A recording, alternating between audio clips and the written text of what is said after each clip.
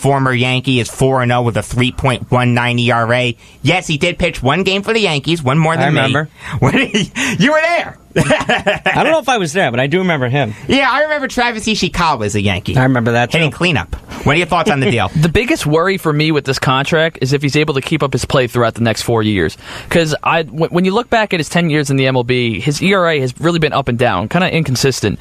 And here's the thing about this extension. I'm sorry for cutting you off. No, but it's guaranteed for next year. So 2019, he's guaranteed to be a Mariner. Okay. And then 2020, 2021, and 2022 are club options. It's similar to the Rafael Soriano deal with the Yankees, where it was 3 years with a bunch of options. Okay, now to me, I'm going to go kind of on the same route as you, but I think the Mariners got a little trigger happy here because they're kind of going off what he's doing right now. Right now, he looks good, but I don't know. It doesn't really bother me, but just to me, the deal itself, 4 years for $32 million, just confuses me.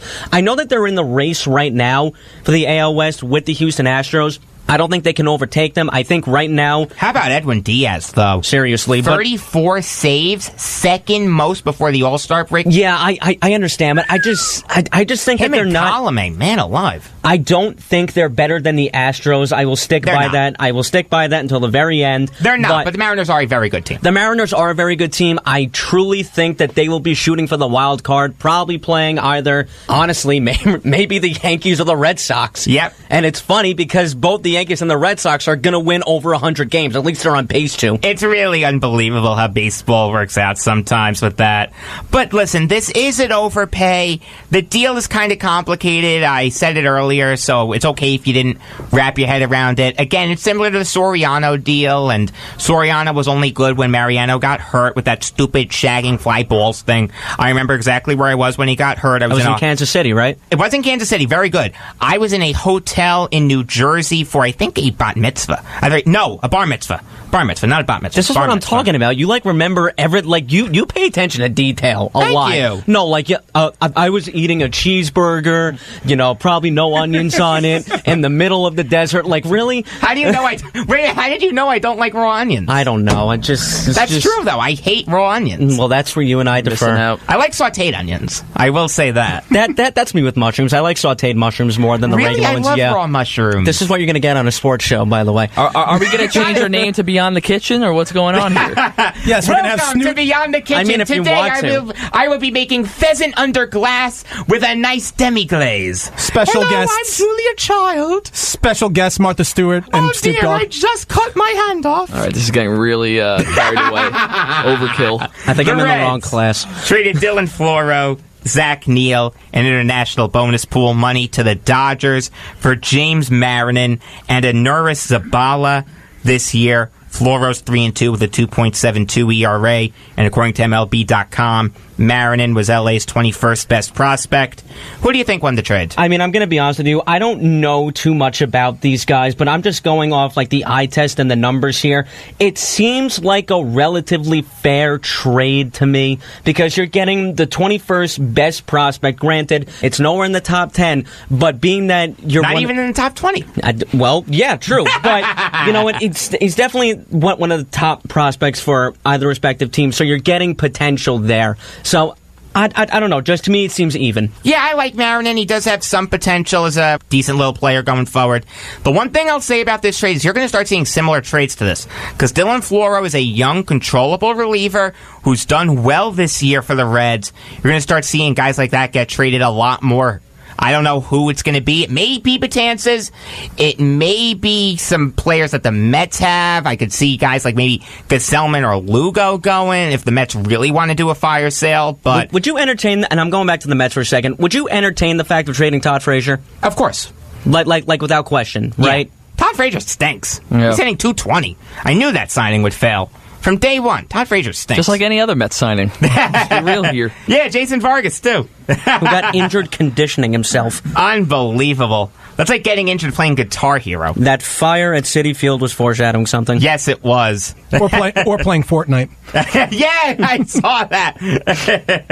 On that note, let's take a quick break. Don't go anywhere, because we'll be talking hockey next. But first, be the first caller to 516-572-7440 and win a pair of tickets to see the Long Island Ducks take on the New Britain Bees on Tuesday, July 17th at 6:35 p.m.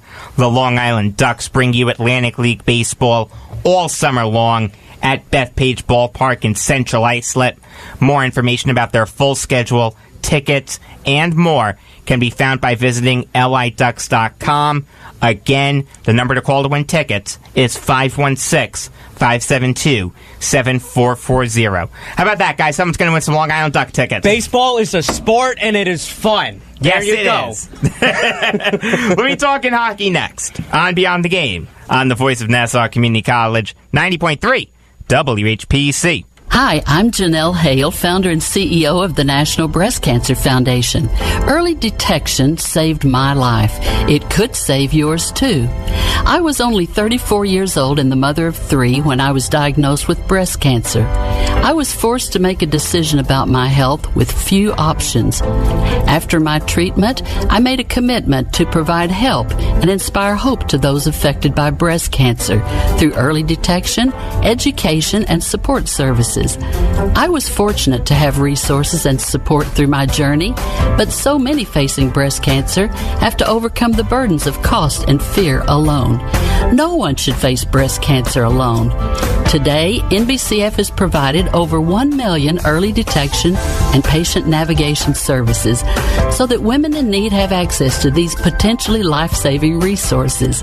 To learn what every woman needs to know about breast cancer, visit nbcf.org. Alexa, can you please do my food shopping today? Food shopping today added to your shopping list. Alexa, can you do my math homework for me? I'm not sure. Alexa, play WHPC. Play WHPC. You can now listen to the voice of Nassau Community College on your Amazon Echo. Simply say, Alexa, play WHPC. I am already playing WHPC. Sorry. So go ahead and buy a silicone steamer in the shape of a faceless melting pig. Buy a silicone steamer in the shape of a faceless melting pig. Yeah, that exists. And while you shop, play WHPC. Or buy a headband with a mullet hair attached to it. I refuse to buy a headband with mullet hair attached to it. Yeah, that exists too. Not sure why. But when you buy it, you can play WHPC. So play WHPC on your Amazon device today. And thanks for listening to 90.3 WHPC.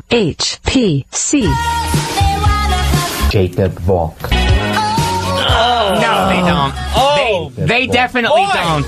I will tell you. I was in Las Vegas and I couldn't even get a girl. Where prostitution is legal. Unbelievable. Did I go to a brothel? No, I didn't. Proud of you. You're listening to Beyond the Game on the Voice of Nassau Community College, 90.3 WHPC. We are live twice a week, Tuesdays at 5 p.m. and Fridays at 3 p.m. I am Jacob Valk. You can follow me on Twitter at RealJacobValk. Sitting across from me, Dominic Arbolino, who you can follow on Twitter at Darbs5258. Eric Fischetti, who you can follow on Twitter at Sergeant Fish. Did you fix your Twitter, by the way, Eric? I can't figure it out. All right, I'll play around with it after the show. Yeah, that's fine. Nick Warnberger, who you can follow on Twitter at Nick Warnberger. And the true hockey maven, to help that other guy, can't say that enough, Eleanor Chompy, who you can follow on Twitter at ELLE Hockey Maven. Number to call if you have something on your mind, or to win a pair of tickets to the Long Island Duck game on Tuesday, July 17th at 6:35 p.m. is 516-572-7440. While I've got your attention, I got to tell you about a great show that we have on this station. It's American Hit Radio on Wednesdays and Fridays at 5 p.m. It's the show that unravels the music of today while recalling the music of our past. Join host and author Tom Ryan and his wife Heidi, great people, as they discuss music issues of the past and present. This interactive show features trivia, opinions, and many special guests, resulting in a fun and informative hour of music and talk. But let's get right into hockey. the Hurricanes signed Calvin DeHaan to a 4-year deal worth $18.2 million. Last year for the Islanders, he was their second-best defenseman for some ungodly reason, as he had 12 points in 33 games. Eleanor, what do you think of the deal? I think it's a great deal. I love Calvin DeHaan. I think he's a really, really good defenseman, and this signing makes it all but confirm that Justin Falk is going to be traded. I'll take one of the Islanders. There's really no room for him. They have their top 4 defensemen now in Dougie Hamilton, Brett Pesce, Jacob Slavin, and now Calvin DeHaan. He's really good on the power play and the penalty kill. He replaces Noah Hannafin on the left side. I think it's a great pickup for Carolina. And personally, throughout his career in the NHL, which is all with the New York Islanders, he had 12 goals scored with 69 assists, along with a plus-minus of 26. So, personally, I like the deal as well. Eleanor, I think the Hurricanes got a solid defenseman. And, for all the Islander fans out there, they should be sad to see him go. I think this is a guy who had a lot of potential still, and the season went downhill the second he got hurt. Well, you said it. The Islanders, he was their second best defenseman, and he only played 33 games. Yeah, and you just see how sad is that? But the thing is, though, exactly. The thing is, Calvin DeHaan isn't an elite defenseman. The season shouldn't have gone downhill. He's not popping. No, he's not.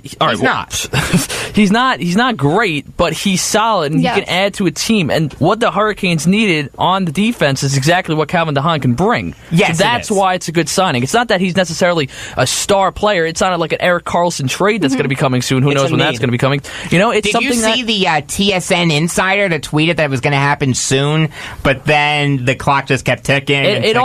There was a lot of rumors last night specifically about him getting traded to Tampa Bay, but all of them kind of got shut down. And there's a lot involved in the trade. With the Rangers acting as a third team to take Bobby Ryan's contract. Wow. Yeah. I could actually see Bobby Ryan working on the Rangers. I know a lot of people don't like Bobby Ryan. Bobby Ryan is one of my favorite players in the entire NHL. I love Bobby Ryan. We do have a caller on the line. Caller, you're on Beyond the Game. Richie from Charlotte. How you doing? Doing good, Richie. What's going on? Listen, are you leaving or you staying? I'm staying.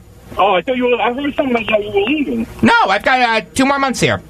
You're stuck with me for 2 more months. And after that, that's it? After that, I'm either going to Hofstra or the working world.